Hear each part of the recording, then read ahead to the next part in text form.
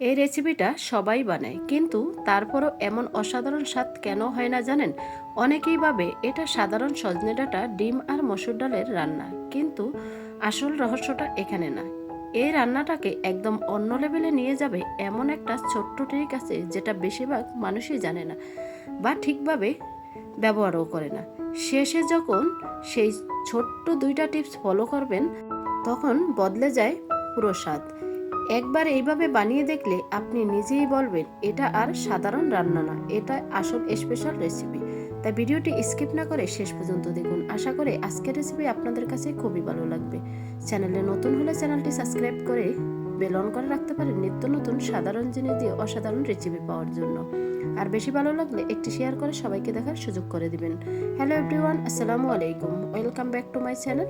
আপনারা সবাই কেমন আছেন? আশা করি যে যেখানে আছেন সবাই অনেক অনেক ভালো আছেন এবং সুস্থ আছেন।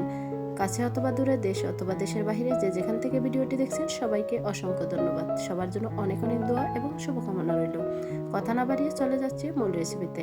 এখানে আমি 500 গ্রাম সজনে ডাঁটা নিয়েছি, 1 কাপ মসুর ডাল আর 2টি ডিম।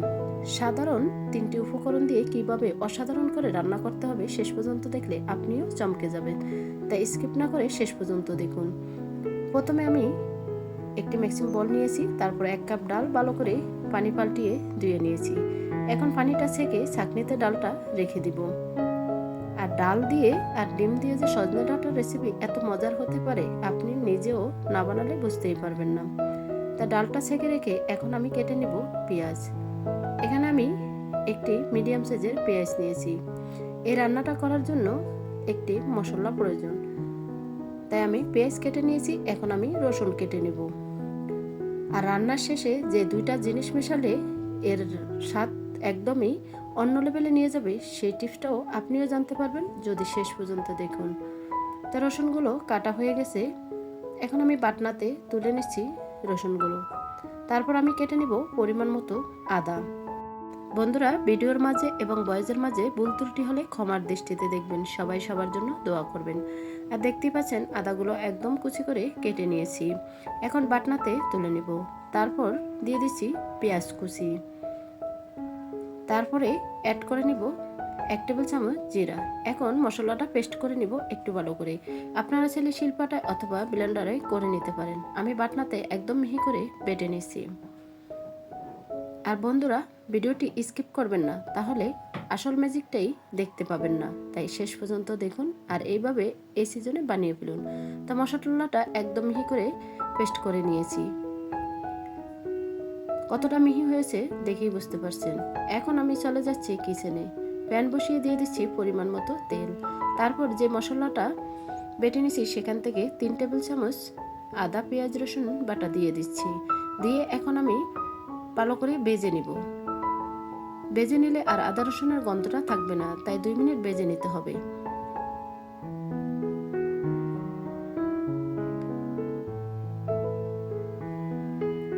আদা রসুন ভাজা হয়ে গেছে, এখন আমি অ্যাড করে দিব এক এক করে সবগুলো উপকরণ। দিয়ে দিচ্ছি স্বাদ মতো লবণ, 1/2 টেবিল চামচ হলুদের গুঁড়া, 1/2 টেবিল চামচ সবজির মশলা, 1/2 টেবিল চামচ জিরার গুঁড়া, 1/2 টেবিল চামচ ধনিয়ার গুঁড়া দিয়ে এখন মশলাটা কষিয়ে নিব। এখানে আমি কিন্তু 2বার জিরা দিয়েছি, একবার জিরা বেটে দিয়েছি আর একবার ভাজা জিরার গুঁড়া দিয়েছি। এখন আমি দিয়েছি 1 কাপ পরিমাণ পানি দিয়ে মশলাটা ভালো করে কষিয়ে নিচ্ছি।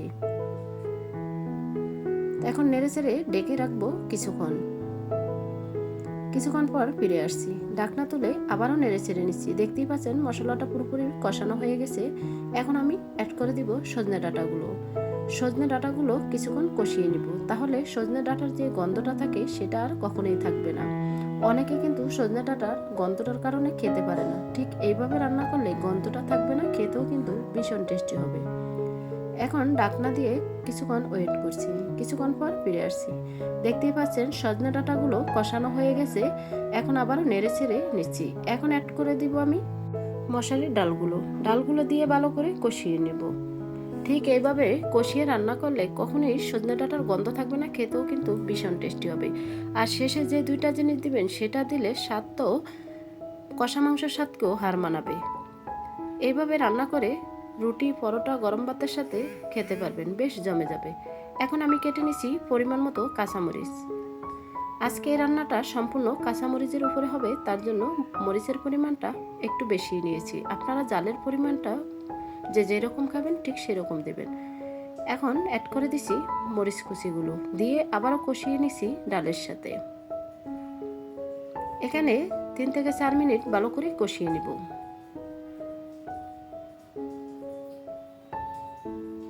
কষানো হয়ে গেছে, এখন আমি অ্যাড করে দিছি 2 কাপ পানি। পানি দিয়ে নেড়ে ছেড়ে নিচ্ছি। এখন ঢাকনা দিয়ে বাকি কাজগুলো করে নিব। এখন ভেঙে নিছি 2টি ডিম। আপনারা ডিমের পরিমাণটা কমিয়ে বাড়িয়ে নিতে পারেন। আমি 2টি ডিম দিয়েই করেছি, তো 2টি ডিম ভেঙে নিয়েছি। চলে আসলাম কিচেনে। এখন ঢাকনা তুলে নেড়ে ছেড়ে নিচ্ছি। দেখতেই পাচ্ছেন ডালগুলো কিন্তু পুরোপুরি সিদ্ধ হয়ে গেছে এবং ডাটাগুলো সিদ্ধ হয়ে গেছে। এখন আমি এই ডালের ভিতরে দিব 2টি টমেটো। তাই 2টি টমেটো কেটে নিব ছোট করে।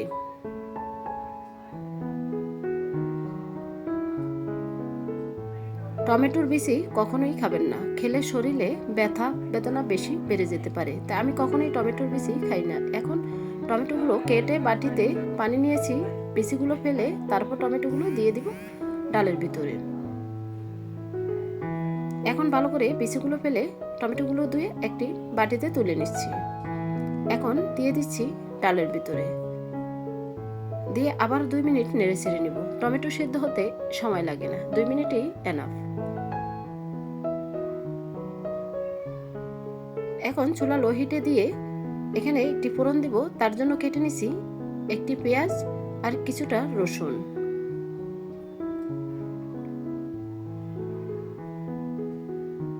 পেঁয়াজ কাটা হয়ে গেছে, প্লেটে তুলে নিছি। তারপর কেটে নিছি এখানে 6 কোয়া রসুন। এই রসুন পেঁয়াজের ফোড়নটা দিলে খেতে কিন্তু ভীষণ টেস্টি। চলে আসলাম কিচেনে। প্যান বসিয়ে দিয়ে দিচ্ছি পরিমাণ মতো তেল। তেলটা গরম হয়ে আসছে, দিয়ে দিচ্ছি পেঁয়াজ কুচি এবং রসুন কুচি, দিয়ে একদম ব্রাউন কালার করে ভেজে নিব। বন্ধুরা, রেসিপিটি দেখতে দেখতে যারা এই পর্যন্ত আসছেন একটি লাইক দিতে ভুলে গেছেন, লাইক দিয়ে শেষ পর্যন্ত দেখুন। আশা করি আজকের রেসিপি আপনাদের কাছে খুবই ভালো লাগবে। ভালো লাগলে একটি শেয়ার করতে ভুলবেন না। আপনাদের একটি শেয়ার, একটি লাইক, একটি কমেন্ট আমাকে ভিডিও করার উৎসাহিত আরও বাড়িয়ে দিছে। এত সুন্দর সুন্দর কমেন্ট করার জন্য আপনাদের সবাইকে অসংখ্য ধন্যবাদ। আপনাদের সবার জন্য অনেক অনেক দোয়া এবং শুভকামনা রইল। দেখতেই পাচ্ছেন রসুন পেঁয়াজগুলো একদম ব্রাউন কালার করে ভাজা হয়ে গেছে। এখন আমি তেল জড়িয়ে একটা প্লেটে তুলে নিচ্ছি। বাকি তেলের ভিতরে 2টা ডিম ভেজে নিব। ডিম 2টা দিয়ে দিচ্ছি। একদম ভালো করে ভাজা না হওয়া অবধি নেড়ে ছেড়ে ভেজে নিব। ভালো করে ভেজে নিলে ডিমের আর গন্ধটা থাকবে না, তাই একটু সময় ধরেই ডিমটা ভালো করে ভেঙে ভেজে নিচ্ছি। আপনারা চাইলে এই ডিমগুলো পিস পিস করে কেটে দিতে পারেন। আমি ভেঙে দিয়েছি, খেতে কিন্তু ভীষণ টেস্টি হবে। রুটি দিয়ে তো এক কথাই অসাধারণ লাগবে। 2 পিস রুটির জায়গায় 4 পিস অনায়াসে খেয়ে নেবেন। তাই ডিমগুলো ভাজা হয়ে গেছে, উপরে ফেনা উঠে আসছে, দেখেই বুঝতে পারছেন। এখন আমি ডালের ভিতরে দিয়ে দিচ্ছি ডিম ভাজাগুলো এবং পেঁয়াজ রসুন বেরেস্তাগুলো দিয়ে এখন ভালো করে মিক্স করে নিব। আর কালারটাও দেখে বুঝতে পারছেন বন্ধুরা কতটা লোভনীয় হয়েছে। সকালে গরম গরম রুটির সাথে এরকম সজনে ডাঁটার ডাল হলে বেশ জমে যাবে। এখন আমি কেটে নিচ্ছি ধনিয়া পাতা। ধনিয়া পাতাও একদম ছোট ছোট করে কুচি করে নিচ্ছি। কাটা হয়ে গেছে ধনিয়া পাতা, অ্যাড করে দিচ্ছি ডালের ভিতরে, দিয়ে আবারও নেড়ে ছেড়ে নিচ্ছি। সর্বশেষ একটা জিনিস অ্যাড করব, সেটা অ্যাড করলে খেতে কিন্তু ভীষণ টেস্টি হবে। এখানে রান্নার শুরুতে আমি 2বার কিন্তু জিরা দিয়েছি, তাই সর্বশেষ জিরা দিব না, বিশেষ একটি জিনিস দিব। সেই বিশেষ জিনিসটা হলো ঘি। 2 টেবিল চামচ ঘি দিয়ে দিচ্ছি। ঘি দিলে ফ্লেভারটা কিন্তু খুবই সুন্দর আসে, খেতেও কিন্তু ভীষণ টেস্টি হয়। তাই ঘি দিয়ে ভালো করে চামচ দিয়ে নেড়ে ছেড়ে নিচ্ছি। তা রান্নাটা পুরোপুরি কমপ্লিট হয়ে গেছে। কষা মাংসের স্বাদকেও হার মানাবে এইভাবে যদি সজনে ডাঁটা ডিম দিয়ে ডাল রান্না করেন। ডাল বোনা তো অনেকেই অনেক রকম করে খেয়েছেন, একবার হলো এই সিজনে এভাবে সজনে ডাঁটা দিয়ে খেয়ে দেখতে পারেন। এখন পরিবেশন করে দেখিয়ে দিচ্ছি কতটা লোভনীয় হয়েছে। তো এক এক করে একটা বাটিতে পরিবেশন করে নিচ্ছি।